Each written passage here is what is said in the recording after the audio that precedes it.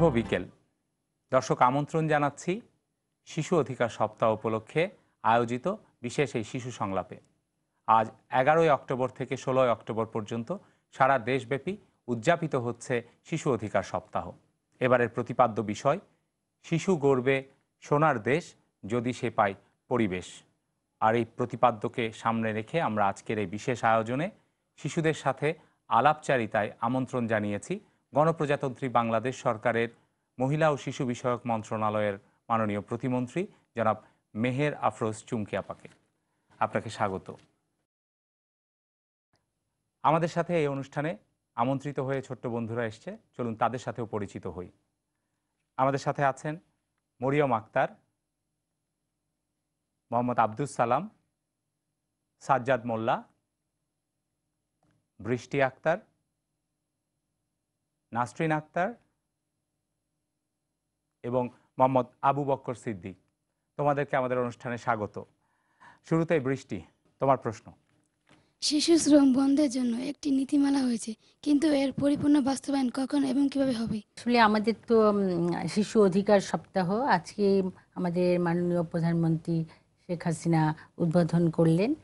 আর আজকে শিশুদের শ্রমের বিষয়ে যে প্রশ্নটি এসেছে, শিশু শ্রম যে আমাদের আইন, সেটি ইতিমধ্যে ঝুঁকিপূর্ণ শ্রম হিসাবে 8টি শ্রমকে আমাদের নির্দিষ্ট করা হয়েছে এবং সেখান থেকে শিশুদেরকে বিরত রাখার জন্য আমরা কিন্তু বিভিন্ন পরিকল্পনা হাতে নিয়েছি, যার পরিপ্রেক্ষিতে ইতিমধ্যে দেখেছেন আপনারা যে গার্মেন্টসে একসময় অনেক শিশু চাকরি করত, এখন পুরোপুরি একেবারে শূন্য পর্যায়ে চলে গেছে।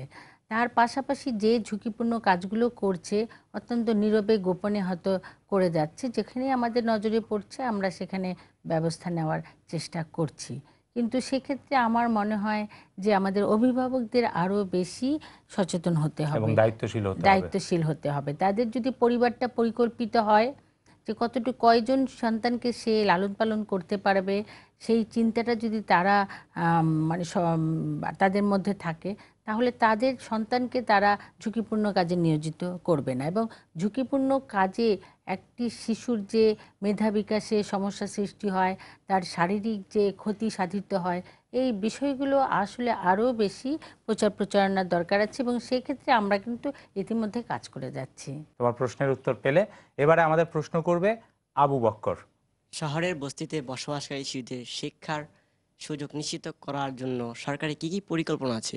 বস্তি এলাকায় আসলে অনেক শিশু আছে যারা অনেক সময় পথভ্রষ্ট হয়ে যাচ্ছে, কারণ থাকার অবস্থাটাই তাদের ঠিক মানে শিক্ষা গ্রহণ করার মতো না, পরিবেশ নেয়। কিন্তু আমাদের তোমরা জানো ভালো করে যে আমাদের বর্তমান প্রধানমন্ত্রী শিক্ষার দিকে অনেক বেশি গুরুত্ব দিচ্ছেন এবং যার জন্য প্রাইমারি স্কুল, হাই স্কুল, মাদ্রাসায় প্রতি বছরের 1 তারিখে, জানুয়ারি মাসের 1 তারিখে বিনামূল্যে বই বিতরণ করছেন।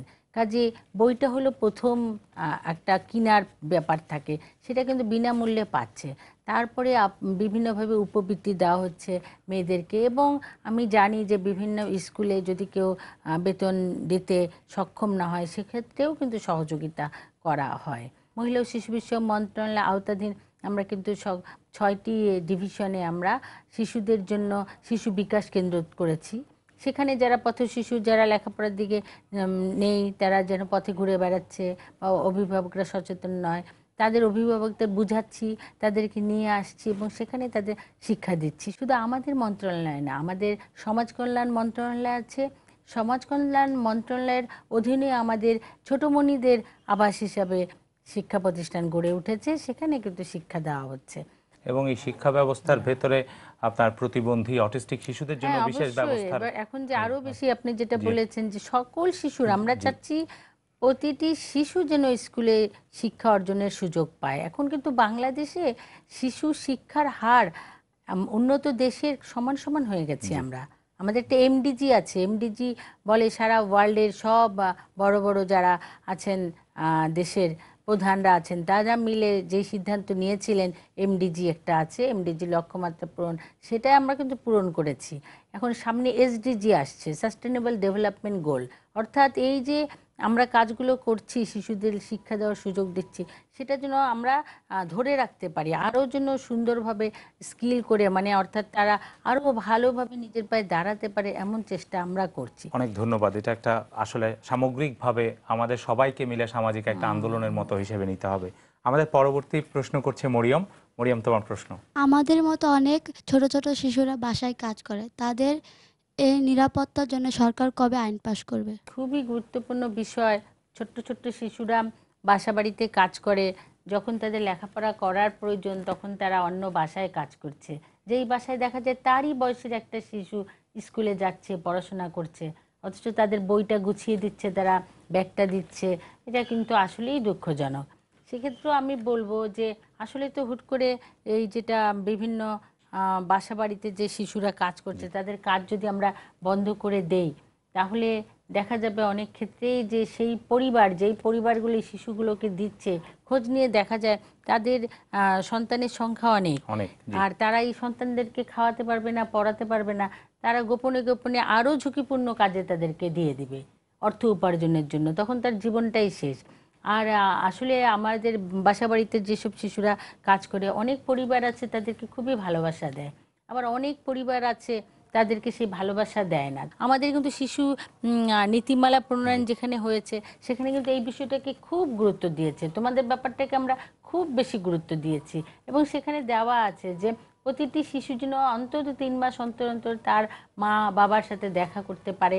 তারপরে শিশু যেন এমন কোনো কাজ করে না যেই কাজে তার শারীরিক ক্ষতি হতে পারে, যেই কাজে তার মানসিক ক্ষতি হতে পারে, তাকে এবং পড়াশোনার একটা সুযোগ করে দিতে হয় কাজের ফাঁকে ফাঁকে। মাননীয় মন্ত্রী, একটি এই বছরটা আমাদের জন্য বাংলাদেশে প্রধানত খুবই গুরুত্বপূর্ণ অনেকগুলো কারণে। তার ভেতরে একটি গুরুত্বপূর্ণ পদক্ষেপ আপনার মন্ত্রণালয় নিয়েছে ইতিমধ্যে, সেটি হলো শিশুদের জন্য একটি পৃথক অধিদপ্তর গঠন করতে যাচ্ছে। সেই প্রসঙ্গে যদি কিছু বলেন। বাংলাদেশে কিন্তু যুব বলেন, মহিলা বলেন, তার চাইতে শিশু কিন্তু কোনো অংশে কম নেই, অর্থাৎ 18 বছরের নিচে শিশু 44%-এর বেশি। এটা কিন্তু আমাদের জন্য বিরাট অ্যাসেট, এবং তাদের জন্য স্পেশালভাবে কাজ করাটা খুবই জরুরি। প্রথমবারের মতো বাজেটে শিশুদের জন্য স্পেশাল বরাদ্দ দেওয়া হয়েছে, এবং যেমন জেন্ডার সেন্সিটিভ বাজেট হয়েছে আমাদের 40টি মন্ত্রণালয়ে, তেমনি 5টি মন্ত্রণালয়ে কিন্তু স্পেশাল বাজেট দেওয়া হচ্ছে শিশুদের, পর্যায়ক্রমে হয়তো আরও বৃদ্ধি হবে। অনেক ধন্যবাদ। এর পরের প্রশ্ন আমাদের করবে সাজ্জাদ মোল্লা। বন্ধু সাজ্জাদ মোল্লা। পথ শিশুরা বিভিন্ন রকমের পেটের দায়ে কাজকর্ম করে, পড়ালেখা করতে পারে না, তার জন্য সরকারের কাছে কি কি পরিকল্পনা আছে? আসলে সত্য কথা, একটা শিশু, সেই শিশুর কিন্তু সবচেয়ে ভালো লাগে খেলতে, অনেক সময় পড়তেও ভালো লাগে না, তাই পড়াটা খেলার ভিতর দিয়ে এখন মানে করা হচ্ছে, যে খেলাধুলা আনন্দের ভিতরে, আসলে পড়ার চেয়ে আনন্দের কিছু নেই, আর পড়াটা যখন খেলার ভিতর দিয়ে হয় সেটা আরও আনন্দের। কিন্তু দুর্ভাগ্য হয়তো যে অনেক শিশু যাদের অভিভাবক নেই, সঠিক অভিভাবক নেই, কিংবা যেই অভিভাবকরা আছেন তারা তাদের পড়াশোনা করার মতন সেই মনোবৃত্তি নেই, কিংবা তাদের সেই অর্থ নেই, পাচ্ছেন না, ঝুঁকিপূর্ণ কাজে শিশুরা নিয়োজিত হচ্ছেন, তারা কি করছেন হয়তো খোঁজখবর রাখছেন না। তো সরকার, আমি ইতিপূর্বেও বলেছি, আমাদের সরকার কিন্তু ব্যাপক কর্মসূচি হাতে নিয়েছে। আসলে টোটাল আমাদের পথ শিশু কত আছে, বা যারা এই ধরনের অভিভাবক শূন্য শিশু, সেই সংখ্যাটা আমরা সঠিক তথ্যটা নেওয়ার জন্য ইতিমধ্যে আমরা কাজ শুরু করেছি, এটা মাননীয় প্রধানমন্ত্রীর দিক নির্দেশনায়, এবং সেটা কমপ্লিট করলে আমাদের কাজ করতে আরও সহজ হবে। কিন্তু তার পাশাপাশি ইতিমধ্যে আমরা কাজ শুরু করে দিয়েছি, আমরা যেখানেই দেখছি শিশুরা পথে ঘুরে বেড়াচ্ছে সেখানেই তাদের খোঁজ খবর নিচ্ছি, তাদেরকে নিয়ে আসছি, আমাদের শিশু বিকাশ কেন্দ্রে তাদের ভর্তি করানো হচ্ছে, এবং আমাদের একটি প্রোগ্রাম আছে এনাবেলিং environment for child right, ECR project বলে সংক্ষেপে। সেই প্রজেক্টের মাধ্যমে আমরা সেই শিশুদেরকে কিন্তু একটি অর্থ দিচ্ছি, সেই টাকা মাধ্যমে শিশুদেরকে কিছু শর্তও দেওয়া হচ্ছে পরিবারকে, যে তাকে আপনি স্কুলে অবশ্যই পাঠাবেন, এবং এই টাকাটা মায়ের নামে থাকে ব্যাংকে। শুধু স্কুলে পাঠানো নয়, যদি মেয়ে শিশু থাকে তাদের জন্য 18 বছরের নিচে বিয়ে না দেওয়া হয়, এবং তাদের জন্য ঝুঁকিপূর্ণ কোনো কাজে নিয়োজিত না করা হয়। আসলে আমাদের মাননীয় প্রধানমন্ত্রী চান যে আমাদের প্রতিটি শিশু যেন স্কুলে যায়, প্রতিটি শিশুর মুখে যেন হাসি থাকে, এবং আমরা প্রতিটি শিশুকে আমরা শিক্ষার সুযোগ দিতে চাই। শিশু একাডেমি আছে আমাদের, সেখানে আমরা শিশু বিকাশ কেন্দ্রের মাধ্যমে আমরা তোমাদের শিক্ষা দিচ্ছি। মাননীয় প্রতিমন্ত্রী, একটা সম্পূরক প্রশ্ন, যে আমরা পথ শিশুদের প্রশ্নে যেটি বলল, সেই আমরা দেখতে পাই যে পথ শিশুদের সারা দেশেই একই চিত্র, যে সাম্প্রতিক সময়তে তারা মাদকাসক্ত হচ্ছে, মাদকাসক্তি থেকে সরিয়ে আনা বা প্রতিরোধমূলক বা প্রতিকারমূলক কোনো ব্যবস্থা। ওরা তো কিছুই বুঝে না, না বুঝেই একটা আনন্দ করার মতন করে করতে করতে সেটাতে আসক্ত হয়ে যাচ্ছে। ওই শিশুদের দিয়ে বিভিন্ন অপকীর্তি করানো হচ্ছে, পলিটিক্যালি বলেন বা যারা সন্ত্রাসের কার্যক্রম করে, শিশুরা বুঝে না, অবুঝ, তাদের দিয়ে পেট্রোল বোমা মারা থেকে আরম্ভ করে গাড়িতে আগুন দেওয়া থেকে আরম্ভ করে হেন কোনো কাজ নেই যেটা তাদেরকে দিয়ে করানো হয় না। তো আমরা ইতিমধ্যে গত কয়েকদিন আগে আমাদের মিটিং হয়েছে স্বরাষ্ট্র মন্ত্রণালয়ে, এবং এই বিষয়গুলো নিয়ে আমরা কথা বলেছি খুবই জোরালোভাবে, এবং তাদের যারা ইতিমধ্যে আসক্ত হয়ে গেছে তাদের কিভাবে চিকিৎসা দেওয়া যায়, এবং যারা হয়নি বা এই পথে আসতে পারে তাদেরকে কি করে আমরা অ্যাভয়েড করব, তাদের পরিবারগুলোকে কিভাবে এই বিষয়ে আরও সচেতন করব, সেই বিষয়গুলো নিয়ে আমরা একটা প্ল্যান তৈরি করতে যাচ্ছি। সবাইকে সম্মিলিতভাবে এই সমস্যাগুলোর মোকাবেলা করার জন্য, সমাধান করার জন্য এগিয়ে আসলে আমরা আশা করি যে সমস্যাগুলো অনেক অনেক ধন্যবাদ। দর্শক, আমাদেরকে নিতে হচ্ছে ছোট্ট একটা বিরতি, নিশ্চয়ই আমাদের সাথেই থাকবেন।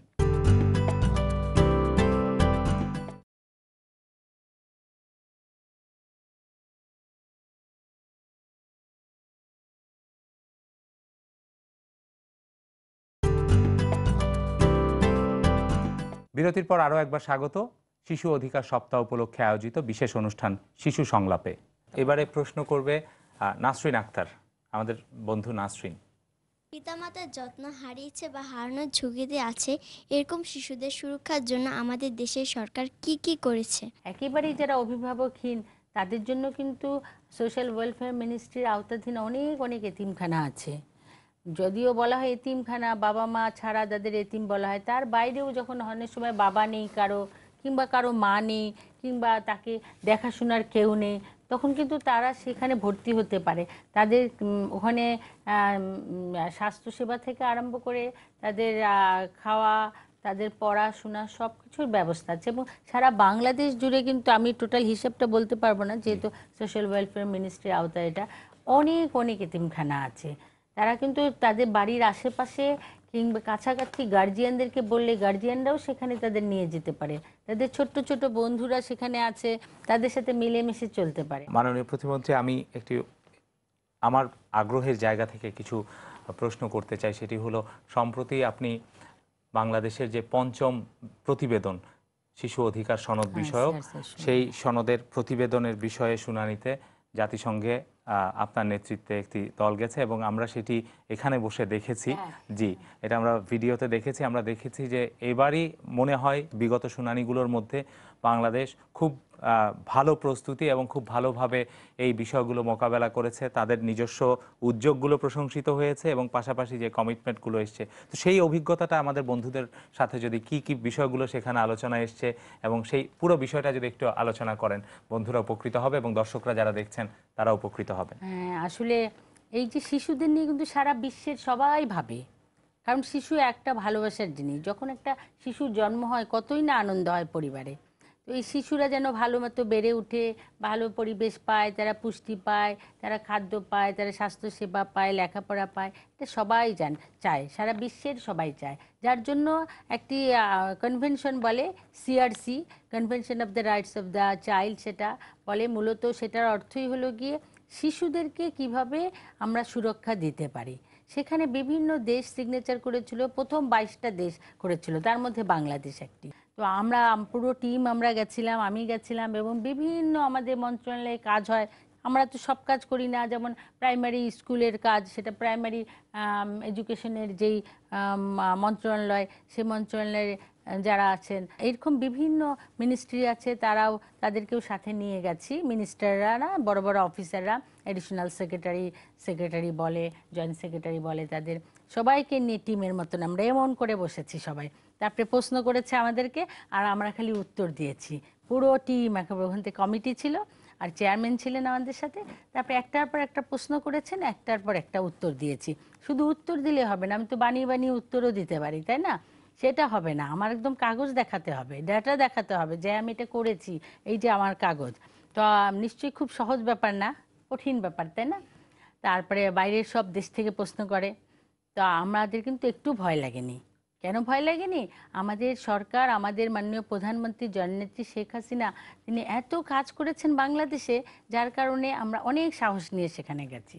তো এইভাবে আমাদের বিভিন্ন প্রশ্ন করেছে এবং প্রতিটা উত্তর আমরা খুব সুন্দরভাবে মাননীয় দিতে মন্ত্রী, পেরেছি। কয়েকটা বিষয় কি বলবেন কোন আচ্ছা। প্রশ্নগুলো মানে বেশি প্রাধান্য পেয়েছে? হ্যাঁ, আমরা তো মাতৃত্বকালীন ছুটি দিয়েছি, যে সন্তান পেটে আসলে মাকে 6 মাস মাতৃত্বকালীন ছুটি যেটা দিতে হয়। তো সেই ছুটিটা আগে 4 মাস ছিল, আমরা 6 মাস দিয়েছি। আমরা খুব গর্বের সাথে বলেছি। তখন তারা প্রশ্ন করেছে, তোমরা তো করেছো ঠিকই, কিন্তু প্রাইভেট সেক্টরে কিন্তু এটা ইমপ্লিমেন্ট হচ্ছে না, তাহলে সেখানে কেন হচ্ছে না, তোমরা কি করছো? তো আমরা সেখানে প্রশ্নের উত্তরটা, আপনারা তো শুনেছো না, প্রশ্নের উত্তর আমরা এইভাবেই দিয়েছি যে আমরা তো উইমেন এম্পাওয়ারমেন্টে, মানে নারীর ক্ষমতায়নে, মহিলাদের কাজের ক্ষেত্রে বাংলাদেশ অনেক এগিয়ে গেছি। কিন্তু আমরা যদি এগিয়ে যাওয়াটাকে আরও সামনে টানতে চাই, তাহলে কিছু কিছু জায়গা একটু ধীরগতি করতে হবে। যেমন প্রাইভেট সেক্টর, মানে যারা সরকারি না, তারা মেয়েদেরকে চাকরি দিচ্ছে। এখন আমরা যদি বারবার তাদের প্রেশার দিতে থাকি 6 মাস ছুটি দিতে হবে, 6 মাস ছুটি, তখন তারা বলবে দূর, মেয়েদেরকে চাকরি দেবো না, ছেলেদেরই চাকরি দেই। সেই জন্য আমরা হয়তো অতটা চাপ এখনো প্রয়োগ করছি না। শিক্ষার বিষয়টি তো অনেক ভালো পর্যায়ে চলে এসেছে। বাল্য বিয়ের বিষয়টা আসছে, যেখানে আমাদের প্রশ্ন করেছে যে আমাদের আইন করতে যাচ্ছে। হ্যাঁ, আমরা বলেছি যে এমন এক সময় ছিল যখন বাংলাদেশে 10-12 বছরে বয়সে বিয়ে হয়ে যেত, কিন্তু সেটা আস্তে আস্তে এখন বৃদ্ধি পেয়েছে। এবং আমরা রুট কজ, অর্থাৎ একেবারে আসল কারণটা কি, মানে কেন ছোট ছোট মেয়েদের বিয়ে হচ্ছে, সেই কারণটা আগে শনাক্ত করেছি। এবং যার জন্য আপনার লেখাপড়াটাকে আমরা সবচেয়ে বেশি আমরা মনে করছি প্রয়োজনীয়তা। আমরা তাদের এই ক্ষেত্রে আমার সরকার ব্যাপক কাজ করছে। তো এই যে পরিবর্তনগুলো, এইটা তো বিশ্ব দেখছে। ইতিবাচকভাবে আমরা এগিয়ে যাচ্ছি, সেই সূচনাই আসলে, সেই যাত্রারই সূচনা হয়েছে, কিন্তু আমাদেরকে আরো অনেক দূর যেতে হবে। মাননীয় মন্ত্রী, আমরা অনুষ্ঠানের শেষ ভাগে চলে এসেছি প্রায়। আমাদের প্রশ্ন করবে এখন আমাদের বন্ধু সালাম। আমাদের দেশে শিশু নির্যাতন বেড়েই চলেছে, এর জন্য সরকার কি কি করবে? এটা আমি বলবো তোমার সাথে একটা কথা, যে এটা নির্যাতন কিন্তু বেড়ে চলেনি, বরং নির্যাতন যেগুলো হচ্ছে সেগুলো পেপারে আসছে। আগে এত পেপার ছিল না, এত টেলিভিশনে এত চ্যানেল ছিল না, কিন্তু এখন মোবাইল ছিল না, সবার হাতে হাতে সোশ্যাল মোবাইল, মিডিয়া, ফেসবুক, তাই না? এগুলো। যে কোথায় একটা ঘটনা ঘটলেই তৎক্ষণাৎ খবরটা চলে আসছে।